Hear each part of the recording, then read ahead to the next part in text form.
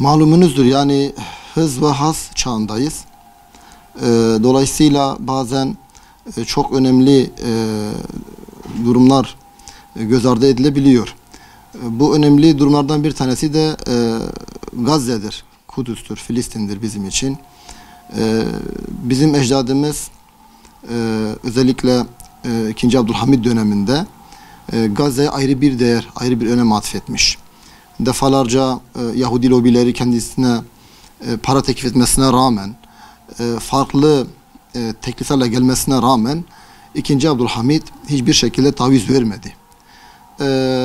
Hatta kendilerini tamamen umutsuz bırakacak bir cümle kullandı 2. Abdülhamid. Dedi ki orası Filistin toprakları, Gazze, Kudüs, orası şehitlerin kanıyla alınmış. Ancak biz orayı bizden ancak kanla alırsınız diye hiçbir taviz vermedi onlara. Fakat günümüzde gelişen olaylar maalesef ikinci plana düşüyor.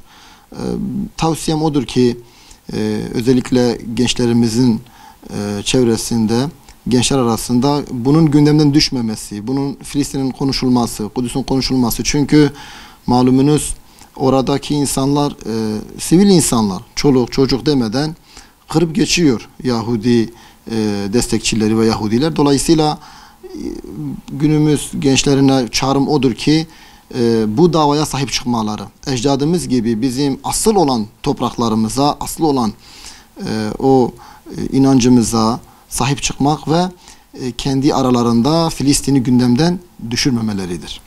Bazen medya öyle bir şey ki bazen asıl bir şeyi kayırmak için de farklı bir uygulamaya gidilebiliyor.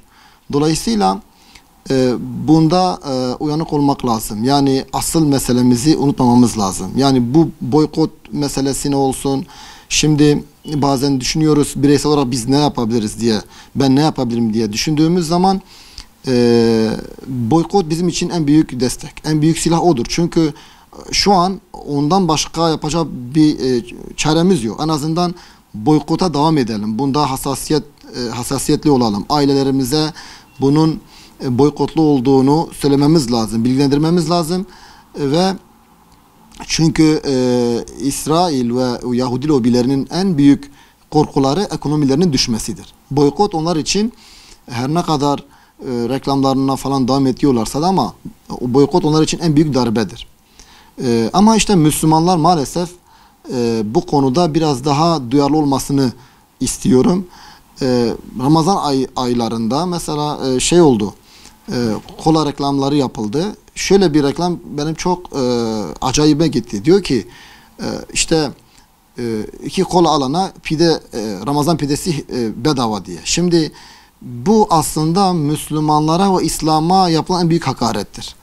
Sen Müslümanların çocuklarını katledeceksin, Müslümanları öldüreceksin, kadın, çoluk çocuk öldüreceksin, onları yerinden edeceksin, toprağını elinden alacaksın.